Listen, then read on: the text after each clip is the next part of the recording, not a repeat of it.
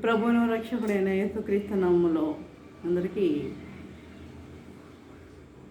పునరుత్థానపు ఆదివారపు శుభాలు తెలియజేస్తాను. ప్రియులారా, అందరూ బాగున్నారు కదా? మరి ఈ దినముకి ఏర్పాటు చేయబడిన లేఖన భాగం మనం చూసినట్లయితే మనము చూడండి, ప్రతి నెల మొదటి వారంలో మనము ఏం తీసుకుంటాం? ప్రభు సంస్కారాధన, అంటే హోలీ కమ్యూనియన్ సంస్కారాధన తీసుకుంటాం కదా. ప్రభు భోజనం, దాన్ని ప్రభు బల్ల అని కూడా అంటారు. కాబట్టి ఈరోజు మనము ధ్యానించుకునేది ప్రభు బల్ల.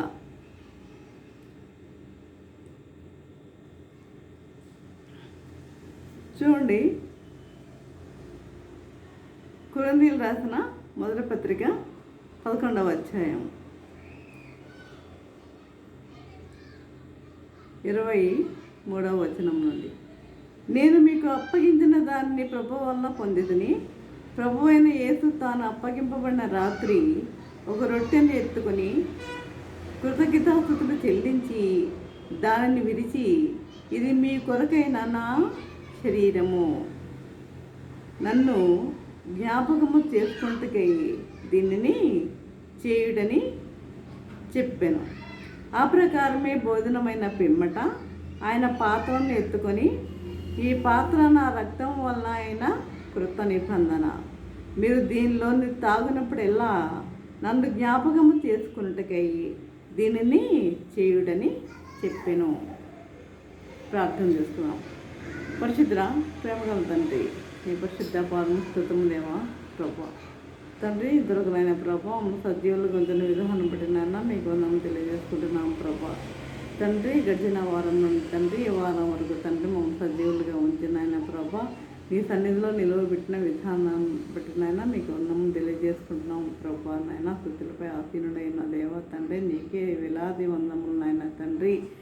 ఇదిగో నాయన, మేము వాక్యం ధ్యానించుకుంటుండగా ప్రతి ఒక్కరికి తండ్రి నాయన, ప్రతి ఒక్కరికి ఉండగల జీవులు గ్రహించగల మనసును వాక్యానుసారంగా జీవించే జీవితం దయచేయండి నాయన ప్రభా. తండ్రి, ప్రభా నన్ను నీ సిలువ చాటును మరుగుపరచమని మా ప్రభు అనేసి నా మృతిమా విందములు పట్టుకుంటున్నాము తండ్రి. ఆమేన్.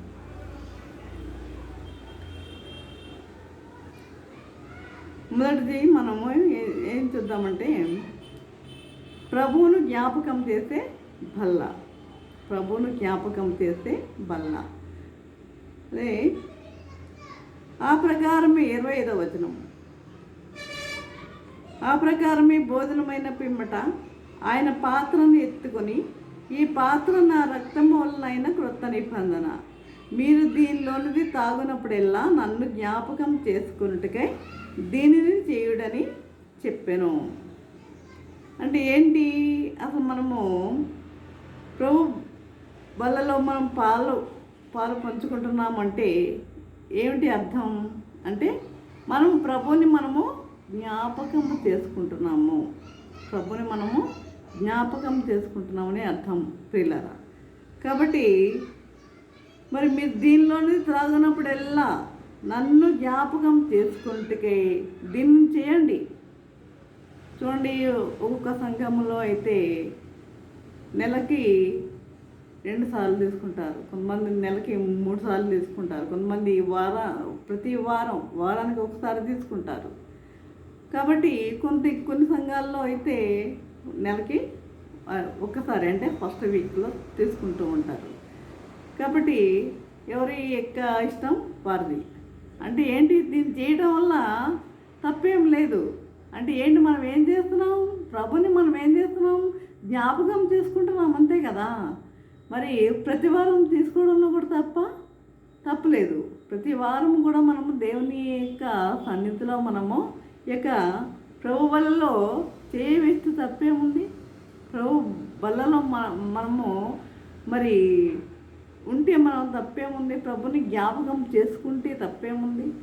కాబట్టి మరి ఈ విధంగా ప్రభు మనకి తెలియజేస్తున్నాడు. మీరు దీనిలో తాగునప్పుడల్లా ఏం చేస్తున్నారు? నన్ను జ్ఞాపకం చేసుకున్నట్టుకే దీనిని చేయుడని చెప్పాను. ఊరికే మనం వెళ్ళి తాగేసి రావటం కాదండి. ఏంటి, ఆయనను జ్ఞాపకం చేసుకోవాలి.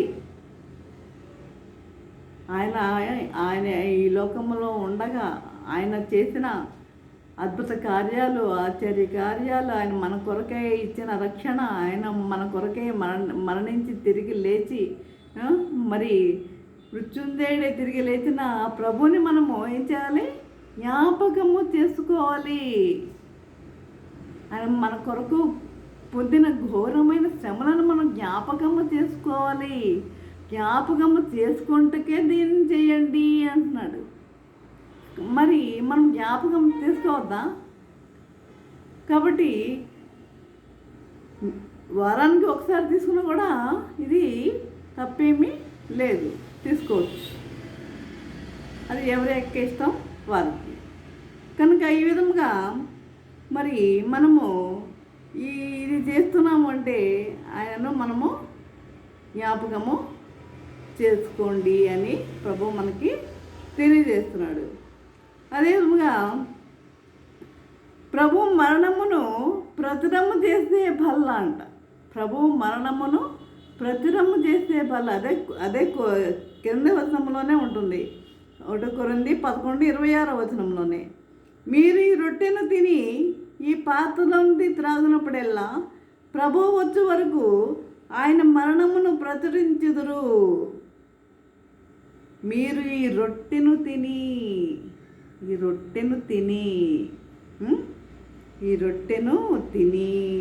ఈ పాత్రలోనిది త్రాగునప్పుడెల్లా ప్రభువు వచ్చే వరకు ఆయన మరణమును మీరేం చేస్తారు? ప్రచురించుదురు. ఆయన మరణాన్ని ప్రచురించుదురు ప్రభు వచ్చు వరకు ఈ రొట్టెను తిని. కాబట్టి మనం ఏం చేయాలి? ఆయన యొక్క మరణం, ఆయన జన్మ మరణ పునరుత్థానాలను మనం జ్ఞాపకం చేసుకునేవారిగా ఉండాలి. ఆయన జన్మ మరణ పునరుత్థానాలను ప్రచురం చేసేవారిగా ఉండాలి. అనేక మందికి మనం తెలియజేసేవారిగా ఉండాలి. మనం గబగబ వెళ్ళి తీసుకోవడం కాదండి. ఇది చాలా మరి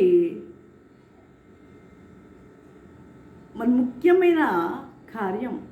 ఇది ప్రభువు తెలియజేస్తున్నాడు. కనుక ప్రచురించుదురు. కాబట్టి ఎవడు అయోగ్యముగా ప్రభు యొక్క రొట్టెను తినునో, 27 ఎవడు అయోగ్యముగా అంటే యోగ్యత లేకుండా అంటే అర్హత లేదు. ఆయన బలలో చేయవేయటంలో మనకి అర్హత లేదు. ఎందుకు లేదు? నీవు దేవునిని నీవు నమ్ముకున్నావా? దేవుని బిడ్డగా నువ్వు జీవిస్తున్నావా? ఆయన మాదిరి నీలో కనిపిస్తుందా? ఇవన్నీ మనలో ఉన్నప్పుడే మనకి యోగ్యత అనేది ఉందండి. ప్రభు బలలో చేయి వేయడానికి ఇవన్నీ ఉంటేనే మనకి యోగ్యత ఉంది. గబగబా వెళ్ళి చేయి వేయడం కాదు. కనుక ఇక్కడ ఎవడు అయోగ్యముగా ప్రభు యొక్క రొట్టెను తినునో, ఎవడు అయోగ్యముగా ప్రభు యొక్క రొట్టెను తింటాడో, అయోగ్యముగా ప్రభు యొక్క రొట్టెను తినునో, లేక ఆయన పాత్రలోనిది త్రాగునో,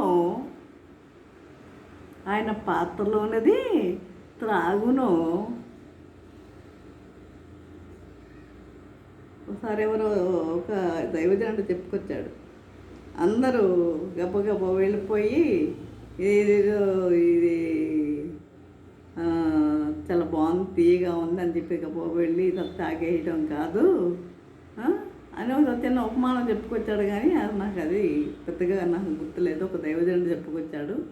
కాబట్టి మనము ఆ విధముగా చేసేవారిగా ఉండకూడదు. అంటే కొంతమంది ఏం చేస్తూ ఉంటారు అంటే వారు తీసుకుంటున్నారు కదా నేను తీసుకుంటున్నాను అన్నట్లుగా చేసేవారు కూడా ఉంటారు. మనకి ఆ విధంగా చేసేవారిగా మనం ఉండొద్దు. ఇతరులకు కనిపించేటట్లుగా మనం చేయడం కాదు. ప్రభు చూస్తున్నాడు అన్నీ. నువ్వు ఎలా యోగ్యంగా తీసుకుంటున్నావో అయోగ్యంగా తీసుకుంటున్నావో అనేది ప్రభువు గమనిస్తున్నాడండి. అక్కడ పాస్టర్ గారికి తెలియకపోవచ్చు, అక్కడ కూర్చున్న సంఘానికి తెలియకపోవచ్చు, కానీ నీ యొక్క జీవితం ప్రభు యొక్క చేతిలో ఉంది కదా. నీ యొక్క జీవితం ప్రభు యొక్క చేతిలో ఉంది కదా. ఆయన గమనిస్తున్నాడు. నువ్వు యోగ్యంగా తీసుకుంటున్నావో అయోగ్యంగా తీసుకుంటున్నావో. ఇక్కడ తీసుకుని వెళ్ళి ఇంటికి వెళ్ళిన తర్వాత మన జీవితం ఎలా ఉన్నది ఒకసారి పరిశీలన చేస్తున్నారా? మన జీవితం ఎట్లా ఉంటుంది? దేవునికి మాదిరికరంగా మనం జీవిస్తున్నామా? అలాంటి జీవితం మనలో ఉందా?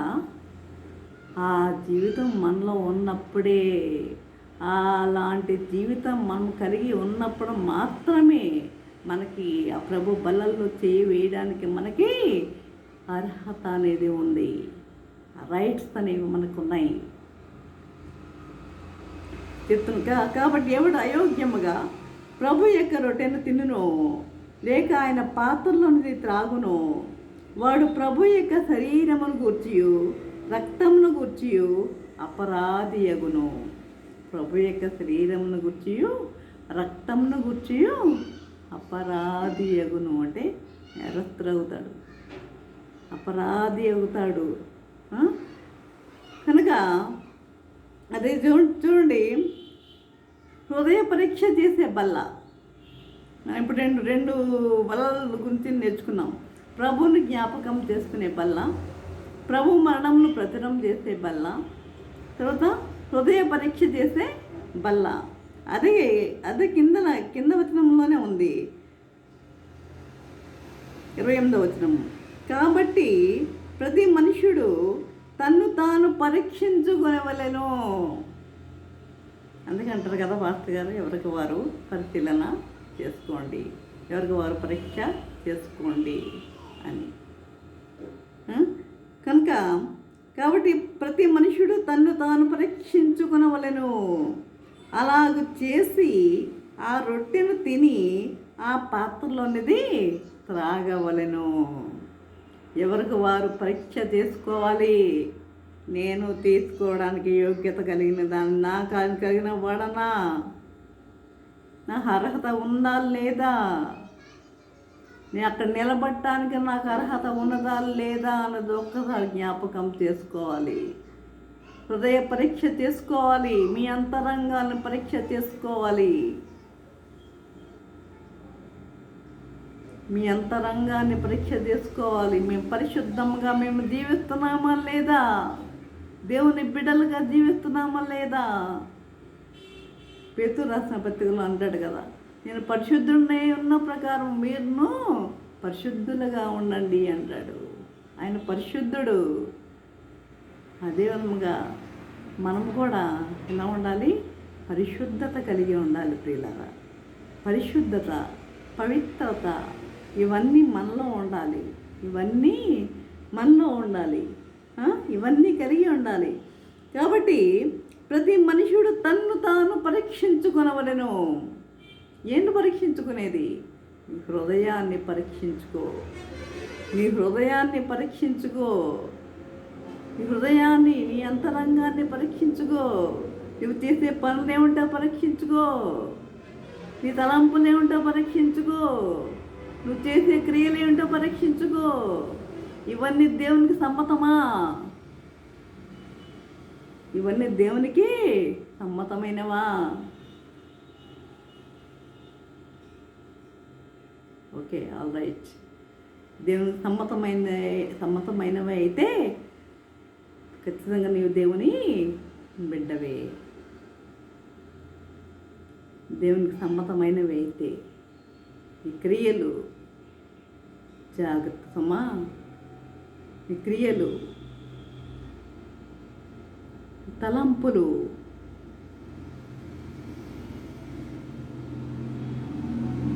మీ అంతరంగం ఎలా ఉండాలి? తెల్లగా ఉండాలి. ఇలాంటి మచ్చ, డాగు ఏమి కూడా ఉండకూడదు. ఇతరుల మీద కక్ష, ద్వేషం ఇవన్నీ పెట్టుకొని అక్కడికి వెళ్ళి నిలబడితే మై గాడ్, నీలో నీకు ఇతరుల మీద అక్కడే నిలబడి నీకు ఇతరుల మీద కక్ష, ద్వేషం ఇవన్నీ ఉంటే, ఇవన్నీ ఉండి తీసుకుంటే నీకు అర్హత ఉన్నదా? నీకు అర్హత అనేది ఉన్నదా? కాబట్టి ప్రియులారా, దేవుడు తెలియజేస్తున్నాడు చూడండి. ఈ పాయింట్స్ జాగ్రత్త గుర్తుపెట్టుకోండి. కాబట్టి హృదయ పరీక్ష చేసే బల్ల, హృదయాన్ని పరీక్ష చేసే బల్ల, హృదయం పరీక్ష చేసుకునేవారిగా ఉండాలి. హృదయ పరీక్ష చేసుకుని ఆ బల్ల దగ్గరికి మనం ప్రవేశించేవారిగా ఉండాలి. హృదయ పరీక్ష చేసుకుని మనం దేవుని దగ్గరికి వెళ్ళేవారిగా ఉండాలి. బల్లలో చేపెట్టేవారిగా ఉండాలి ప్రియులారా. కాబట్టి ఇప్పుడు మనము 3 విషయాలు ఇదే కొరింథీయులకు రాసిన పత్రికలోనే 11వ అధ్యాయంలోనే ఉన్నాయి ఇవన్నీ కూడా. 11వ అధ్యాయము. కాబట్టి ప్రభును జ్ఞాపకం చేసే బల్ల, ప్రభు మరణమును ప్రచురం చేసే బల్ల, హృదయ పరీక్ష చేసే బల్ల. ఇక చూడండి, జీవమును కలిగించు బల్ల ఏంటో చూద్దాం. యోహాను సువార్త 6వ అధ్యాయము 53వ వచనం. యోహాను సువార్త 6వ అధ్యాయము 53వ వచనం. యోహాను సువార్త 6వ అధ్యాయము 53వ వచనం.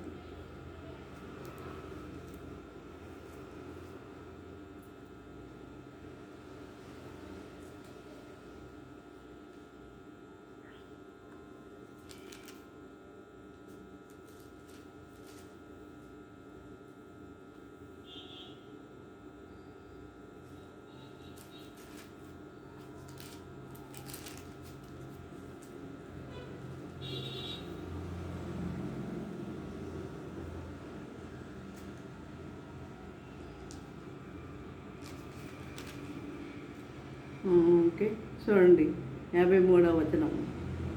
యూదులు 52 చదువుతున్నాను.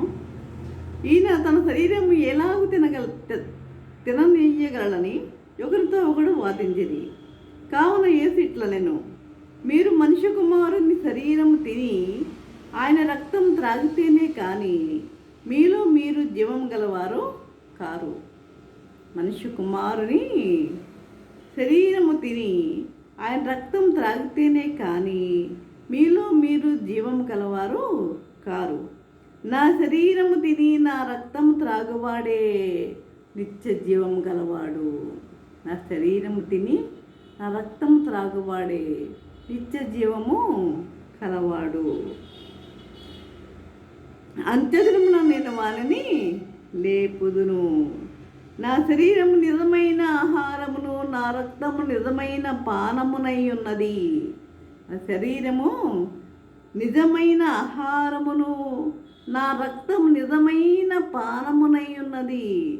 నా శరీరము తిని నా రక్తం త్రాగువాడు నా యందును నేను వాని యందును నిలిచియుందును. నా శరీరము తిని నా రక్తం త్రాగువాడు నా యందును నేను వాని యందును నిలిచియుందును.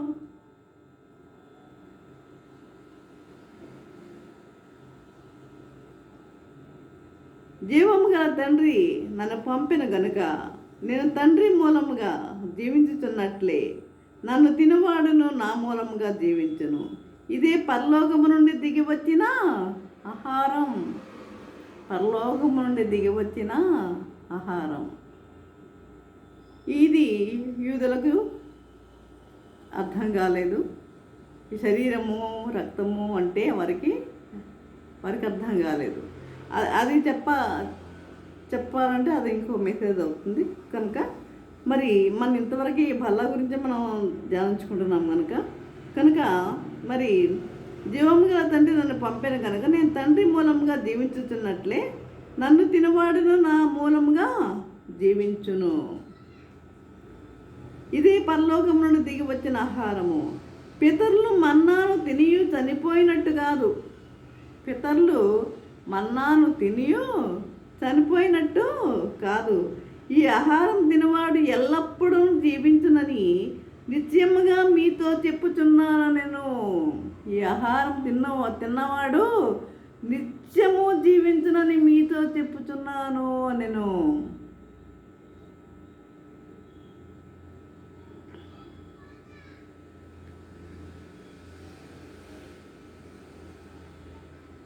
ఆయన కపెర్నహూములో బోధించుచు సమాజ మందిరములు ఈ మాటలు చెప్పాను.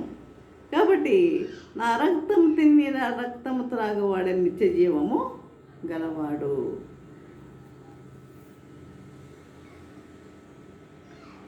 పైన ఇంకోటి చూద్దాం. 46వ వచనంలో,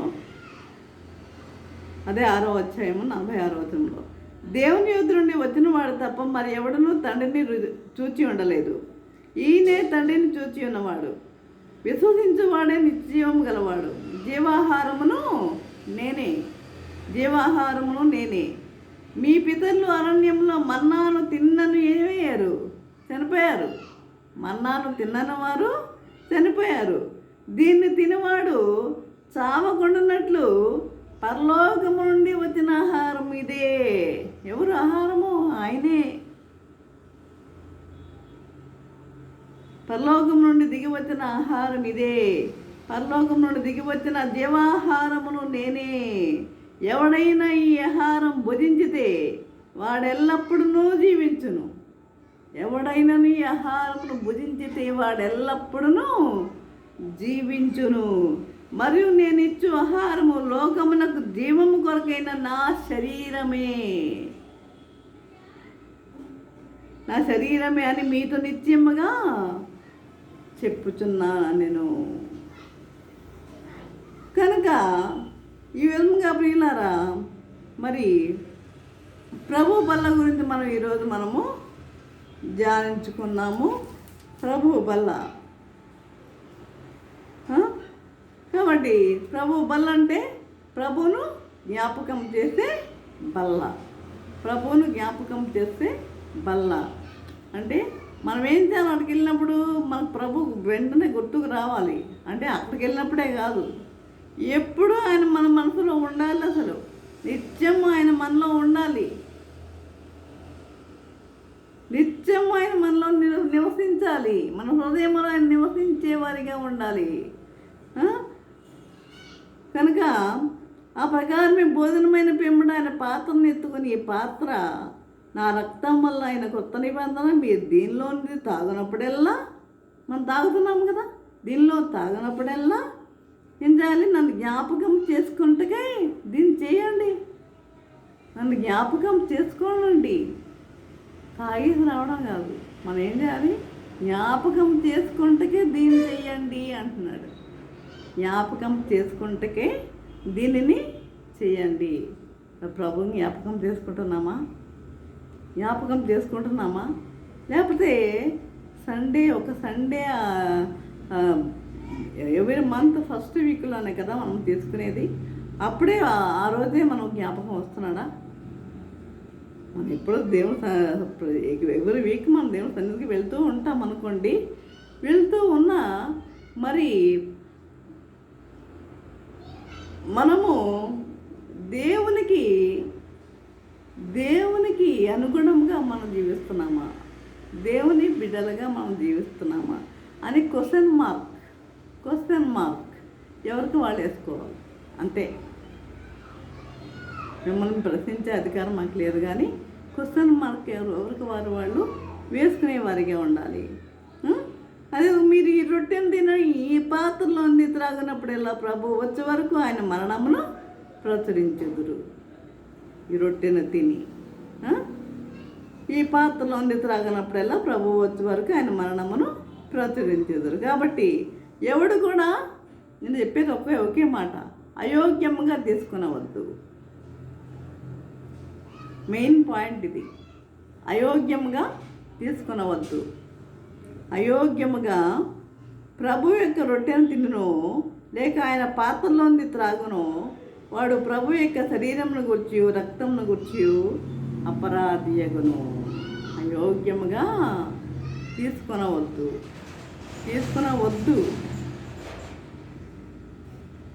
అంటే మన మనసులో ఎవరుండాలి? ప్రభు ఉండాలి. ప్రభువే ఉండాలి మన మనసులో, అంతే. అయోగ్యం మనలో అర్హత కలిగి మనము దేవుని దగ్గరికి వెళ్తున్నామంటే, దేవుని బలలో మనం చేపెడుతున్నామంటే మనలో ఎవరు ఉండాలి? ప్రభువే ఉండాలి. ప్రభువే ఉండాలి. కనుక ఈ విధంగా చూడండి, ఒక విషయం చెప్పి నేను ముగిస్తాను.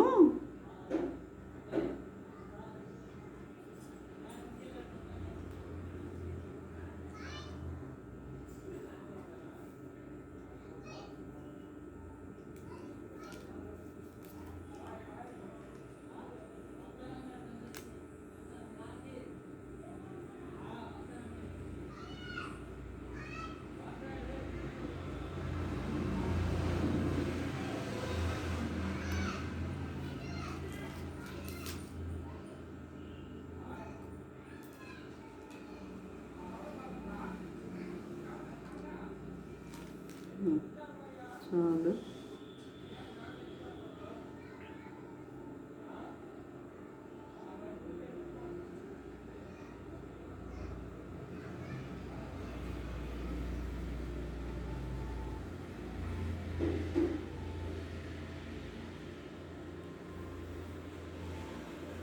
ఈ విధంగా మరి 4 పాయింట్స్ గుర్తుపెట్టుకోండి చాలు. మీరు ప్రభు బలంలో చేయి వేసేటప్పుడు ఈ 4 పాయింట్స్ గుర్తుపెట్టుకునే వారిగా ఉండండి. అయోగ్యంగా దేవుని యొక్క ప్రభు బలలో చేయి వేసేవారిగా ఉండవద్దు, అయోగ్యముగా. కాబట్టి దేవుని బిడ్డలుగా మీరు జీవించేవారిగా ఉండండి. దేవునికి మాదిరిగా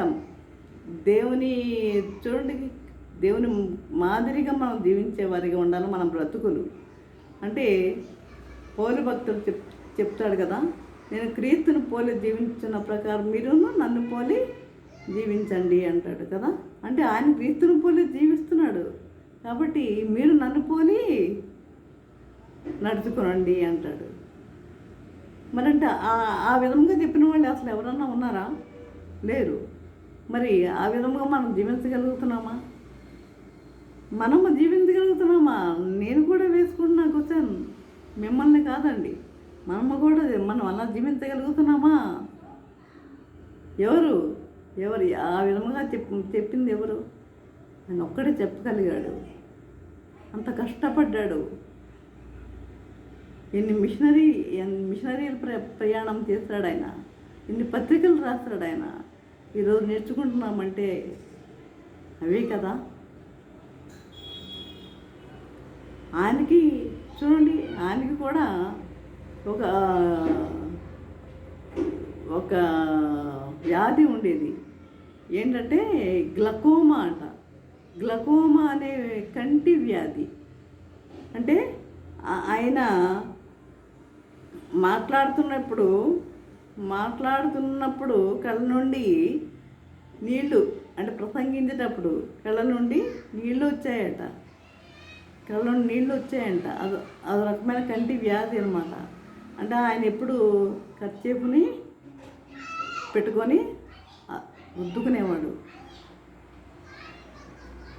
అందుకని ఇప్పుడు కర్చీఫ్లు అని వాడుతూ ఉంటారు కదా చాలామంది. కాబట్టి ఆయనలో ఉన్న బలహీనత, ప్రతి ఒక్కరిలో కూడా ఏదో ఒకటి బలహీనత అనేది ఉందండి. బలహీనత లేని వాళ్ళు ఎవరు లేరు. నాకు ఏదో ఒక బలహీనత ఉన్నది అన్నవాళ్ళే ఉన్నారు, కానీ నాకు లేదన్న వాళ్ళు ఎవరు లేరు. సంపూర్ణంగా ఆరోగ్యవంతులు ఎవరు లేరు. ప్రభుని అడిగినప్పుడు ఏమన్నాడు ప్రభు తెలుసా? ప్రభువా, దీని గురించి అడిగితే నా కృప నీకు చాలును అన్నాడు. నా కృప నీకు చాలును అన్నాడు. నిజంగా మనము సంపూర్ణ ఆరోగ్యవంతులముగా మనము జీవించినట్లయితే మనం నిజంగా దేవుణ్ణి మర్చిపోతామేమో. అందుకని దేవుడు మనకి ఏదో ఒక బలహీనత అనేది అనుగ్రహిస్తాడు, తప్పనిసరిగా అది ఇస్తాడు. మరి నా యొక్క ఒపీనియన్ అది. మరి ఇది రాంగ్ రైట్ అనేది మీరు తెలుసుకోండి. కాబట్టి ప్రియులారా, ఈ విధముగా ఈ యొక్క బల్ల గురించి మన ప్రభు బల్ల గురించి మనం ధ్యానించుకుని ఉన్నాము. కాబట్టి ఎందుకో నాకు ఈరోజు ఈ యొక్క అంశం గురించి చెప్పాలని అనిపించింది. కనుక మనము చాలా జాగ్రత్తగా ఉండాలి. ప్రభు బల్లలో చేయి వేసేటప్పుడు యుగంగా జీవించటకు పరిశుద్ధాత్మ దేవుడు సహాయం చేసి నడిపించను గాక. ఆమేన్. నేను ప్రార్థన చేసుకుందాం. పరిశుద్ధుడా, ప్రేమగల తండ్రి, నీ పరిశుద్ధ పాదము స్తోత్రం దేవా. ప్రభా తండ్రి, ఇంతవరకు నాయన ప్రభా ఈ వాక్యం ద్వారా తండ్రి మాతో మాట్లాడిన విధానం బట్టి నాయన మీకు ఉన్నాం తెలియజేసుకుంటున్నాము ప్రభా. తండ్రి ఇదిగో నాయన ప్రభు వల్ల గురించి మేము ధ్యానించుకున్నాం నాయన ప్రభా. అయితే నాయన తండ్రి మరి నేను జ్ఞాపకం చేసుకోమని చెప్తున్నావు నాయన ప్రభా. నాయన నీ మరణంను ప్రచురించమని తెలియజేస్తున్నావు నాయన ప్రభా. అయోగ్యంగా తీసుకుని వద్దని తెలియజేస్తున్నావు నాయన ప్రభా. తండ్రి ప్రభా, నీ యొక్క ప్రభువులలో మరి అయోగ్యంగా చేయవద్దని తెలియజేస్తున్నావు నాయన దేవా. అదే విధంగా తండ్రి మేము కూడా ఆ విధంగా ఉండి పవిత్రంగా మేము ఉండి నాయన నీ బిడ్డలుగా మంచి కార్యాలు చేస్తూ మంచి మనసు మేము కలిగి ఉండి అందరితో ప్రేమతో కలిగి ఉండి ఏక మనసు కలిగిన వారమై ఉండి ప్రతి ఒక్కరూ కలిసి జీవించే వారిగా ఉండి ఏక మనసు కలిగిన వారై ఉండి ప్రభా నీ బిడ్డలుగా జీవించుటకు నీ కృప మాకు అనుగ్రహించండి నాయన. తండ్రి ఇదిగో నాయన వాక్యం విన్నవారు తండ్రి వారు అర్థం చేసుకునే వారిగా ఉంటే కృప చూపండి నాయన. తండ్రి ప్రభా ప్రతి ఒక్కరిలో తండ్రి మారు మనసు దయచేయండి, రిపెంటెన్స్ అనేది దయచేయండి ప్రభా. ఏది చెప్పిన ఏ వాక్యం చెప్పినా చివరికి వచ్చేది ఏంటంటే మారు మనసు అనేది. ఆ మారు మనసు కోసమే ఎన్ని ప్రసంగాలు చేసినా మారు మనసు కలిగి జీవించమని తెలియజేస్తున్నాం నేను తండ్రి. విన్నవారు ప్రతి ఒక్కరిలో మార్పు వారిలో అనుగ్రహించండి. ఆ విధంగా ప్రతి ఒక్కరూ జీవించాలని కోరుకుంటున్నాను ఆయన తండ్రి. అదేవిధంగా అంటే అనేక మంది బిడ్డలను నీ సంఘానికి నడిపించండి ప్రభా. నీ బిడ్డలను దీవించండి, ఆశీర్వదించండి నాయన ప్రభా. తండ్రి అదేవిధంగా ప్రభా ప్రతి ఒక్కరిని తండ్రి దీవించి ఆశీర్వదించమని, వారి కుటుంబాలను దీవించి ఆశీర్వదించమని జీతమైతే తండ్రి మరొకసారి మేమందరం కలుసుకుంటూ నీకు అనుగ్రహించమని మా ప్రభు అయిన యేసయ్య బ్రతిమాలు వినమ్మగా వేడుకుంటున్నాము తండ్రి. ఆమెన్. తండ్రి అయిన దేవుని ప్రేమయు కుమారుడైన యేసుక్రీస్తు కృపయు పరిశుద్ధాత్మిక అన్యోన్య సహవాసము సకల దీవెనలు సదాకాలము ప్రభా. తండ్రి ఎంతమంది అయితే ప్రభా వాక్యం విని ప్రతి ఒక్కరికి తోడి నిలిచిండను గాక. Amen, amen, amen.